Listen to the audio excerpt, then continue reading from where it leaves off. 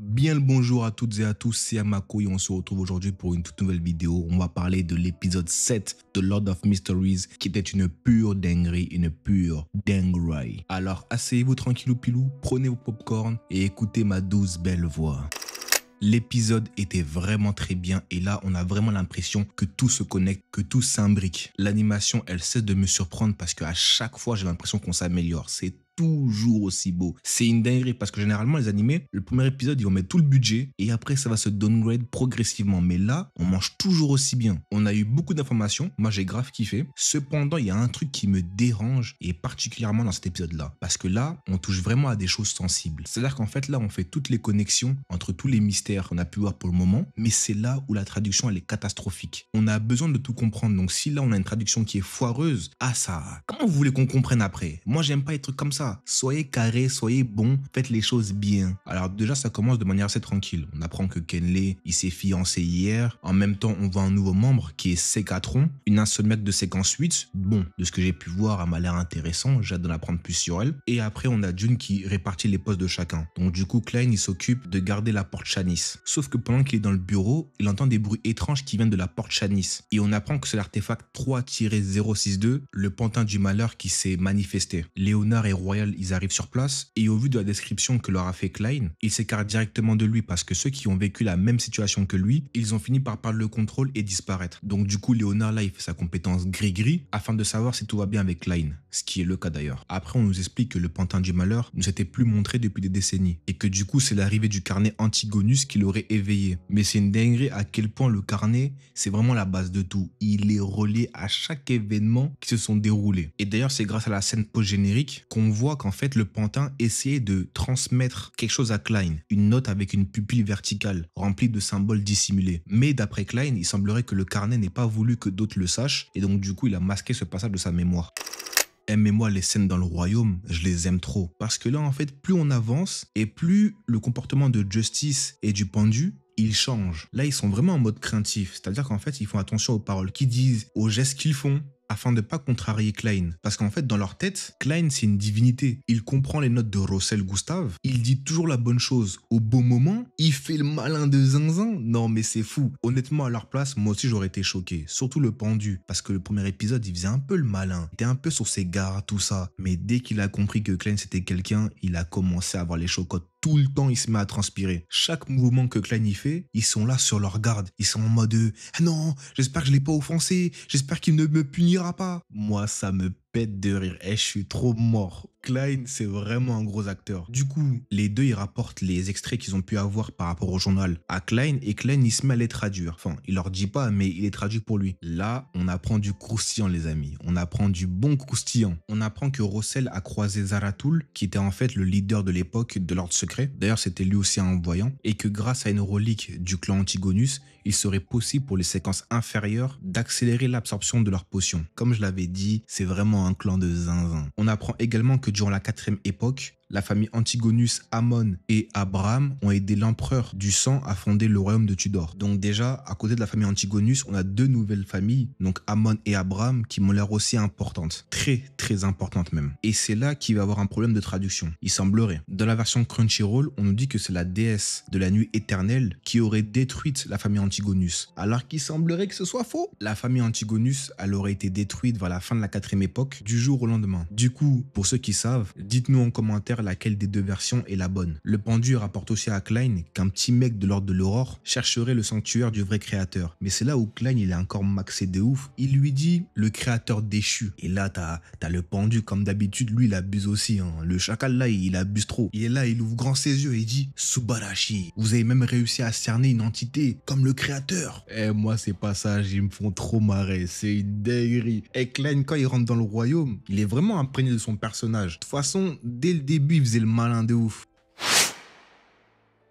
Klein il s'interroge sur tous les événements qui se sont déroulés afin de faire une corrélation. Mais à chaque fois qu'il utilise son don de voyance pour essayer de comprendre, il y a toujours une interférence. À chaque fois, il voit flou et c'est jamais complet. Et là, il comprend qu'il doit entièrement absorber sa potion. Mais lui, il comprend pas où ça pêche. Quelle action il ne fait pas pour que ça puisse marcher et pour qu'il puisse passer à la suivante. Il use encore de son gris-gris pour en fait avoir des informations sur la potion du clown. Il obtient que des petits indices par-ci par-là et un visage. Celui de Sirius Arapi qui sera en lien avec Anas, le mec de l'ordre de l'aurore là, je sais pas si vous en rappelez. Klein il se rend au club de divination. Dès qu'il rentre et qu'il voit qu'il y a une dame qui crie et qu'elle tient un journal où il y a marqué Ornassi, il capte direct que c'est pour lui. Donc il lui parle tout ça et la femme en question, elle lui dit qu'elle veut retrouver la Vénus. Apparemment il les aurait arnaqués et il aurait mis en cloque sa nièce avant de se barrer. Donc le mec il fait des enfants et après il se tire. Elle comptait utiliser l'enfant qui n'est pas encore né afin de le retrouver, sauf que Klein lui explique que c'est mort. Tant que l'enfant il est pas né, c'est impossible. On va devoir attendre qu'il naisse. Klein allait utiliser sa vision spirituelle, la meuf elle se barre. Parce que s'il l'avait utilisé, il allait cramer qu'il y a un truc qui est bizarre dans son ventre. Car si je me trompe pas, c'est la meuf qu'on voit avant le générique de fin. Celle qu'on voit sur le rituel bizarre là, qui s'est passé il y a un mois et d'ailleurs en présence de la Vénus. Il y avait même des membres de l'aurore. Moi honnêtement je pense. Ils ont voulu invoquer une personne ou une entité dans le ventre de la meuf. En gros, ce qu'elle va mettre au monde, ce sera pas un gosse normal. Comment ton enfant, il est même pas encore né, soi-disant il fredonne, des trucs comme ça. Non, non, non, non, non, non, non. Ça, c'est pas un gosse, ça. Ça, là, c'est un monstre ou bien une entité bizarre. J'en suis sûr. Parce que, rappelez-vous, là, on a à peu près le 20 août. Le premier épisode, au tout début, il y avait une scène qui se passait le 9 septembre. Et on y voit quoi? On y voit une meuf enceinte, allongée, qui donne naissance à une espèce de monstre. Bon, c'est QFD. J'en suis sûr que c'est elle. On va pas se le mentir, hein. Et c'est bizarrement le jour de la chute de Tingen. C'est sûrement aussi le jour dont parlait Sirius plus tard, quand il disait qu'il est prêt à offrir les habitants de Tingen en tant que sacrifice. Mais ça là, on y reviendra plus tard. On y reviendra, ça viendra. À la fin, Klein demande des informations par rapport à Sirius à Angelica, avant de se rendre à la bibliothèque.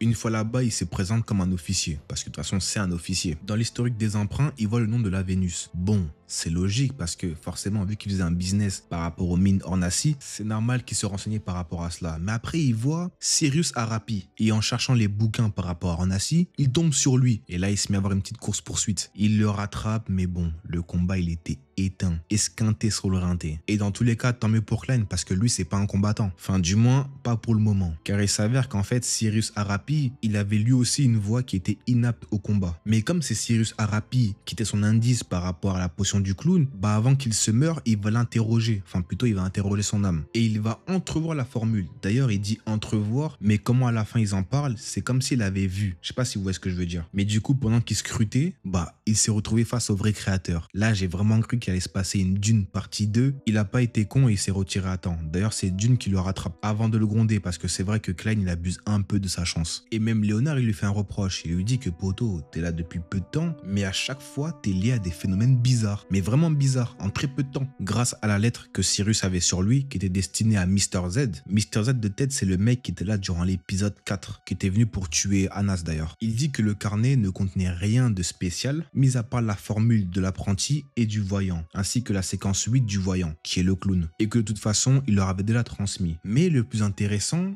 c'est qu'il dit que le clan Antigonus, ils ont dû laisser quelque chose derrière eux pour leur retour. Parce que comme ils étaient des voyants, ils ont dû voir venir leur perte. Et donc du coup, ils devraient détenir le secret de la résurrection. Sauf que lors de l'aurore, s'ils veulent ça, c'est obligatoirement pour ressusciter le vrai créateur, ou plutôt le créateur déchu, comme l'appelle Klein. Et ils pensent que le secret se trouve au sommet des montagnes Ornassi, dans le pays de la nuit éternelle. Encore une fois, Ornassi et Klein, au bout d'un moment, il faut que tu prends tes couilles et que tu ailles là-bas. Parce qu'en fait, tout te ramène là-bas. Cyrus dit également qu'il est prêt pour la fin du monde et que les habitants de Tingen seront offerts en sacrifice. Encore une fois, en lien avec le premier épisode. Par contre, ce qui me fait peur, c'est qu'à ce moment précis, on a vu Klein se faire Jufara et la ville de Tingen disparaître. Obligé, il trouvera un moyen. Enfin, je l'espère pour lui en tout cas. Dans cette même scène, en fond, il y a un chant qui serait d'ailleurs en lien avec ce que dit Sirius dans sa lettre, quand il parle de agneau et de sacrifice. Je vous laisse aller checker et on en reparlera tranquillou pilou.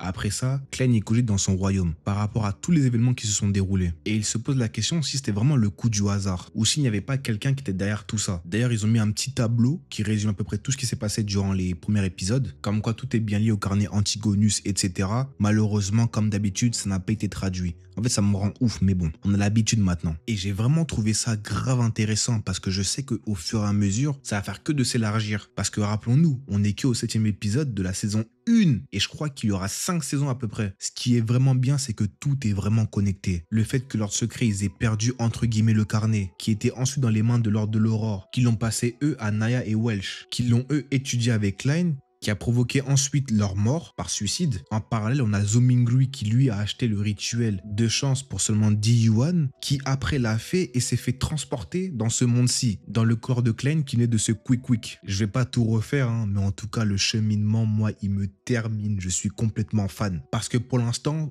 du peu qu'on a vu, tout s'imbrique parfaitement et j'aime trop ça. C'est vraiment une dinguerie, c'est pour ça que pour l'instant c'est mon épisode préféré. T'es là, tu te dis wesh, c'est une dinguerie parce que depuis qu'ils ont récupéré le carnet, même si on avait encore les passages avec Ornassi, on avait des petits épisodes par-ci par-là où ils partent traquer Tricy, etc. Mais là, tu vois que tout ça c'est lié. Non, franchement, c'est une dinguerie. J'aime trop ça. Et vous savez pas à quel point je suis heureux. Ah là là là là là là, Los Bezos. Et c'est pas fini parce que Klein a enfin pu absorber totalement sa potion et il est enfin prêt à passer à la séquence suivante. Il ne devait pas se reposer sur la voyance. Ce n'est pas un pouvoir omnipotent. Après, on a une scène de lui parcourant toute la ville. Non, c'était trop beau. Ah, c'était... j'étais content pour lui, mais je me suis dit enfin. Parce que là, non seulement potentiellement, dans le prochain épisode, on verra qui tire les ficelles, même si je vous cache pas, j'ai un peu un doute. J'ai un peu un doute. Mais surtout, quand il prendra la potion du clown pour l'absorber complètement, il va devoir faire le clown. Et ça, j'ai vraiment hâte de voir parce que là, on le voyait en mode voyant tout ça. Mais le voir en tant que clown faire le guignol, oh là là là là là là, je pense que ça va être trop banger. Et surtout que si on regarde bien comment il se battait le clown, Klein, il va débloquer des nouvelles compétences. Donc, il sera peut-être beaucoup plus balèze au combat. Donc, j'ai hâte de voir ça. Moi, je signe pour ça. Les gars, encore une fois, je suis trop excité. Les époques, les divinités. Pourquoi Klein s'est suicidé? Pour quelle raison Zomingui a été ramené ici? Russell Gustave,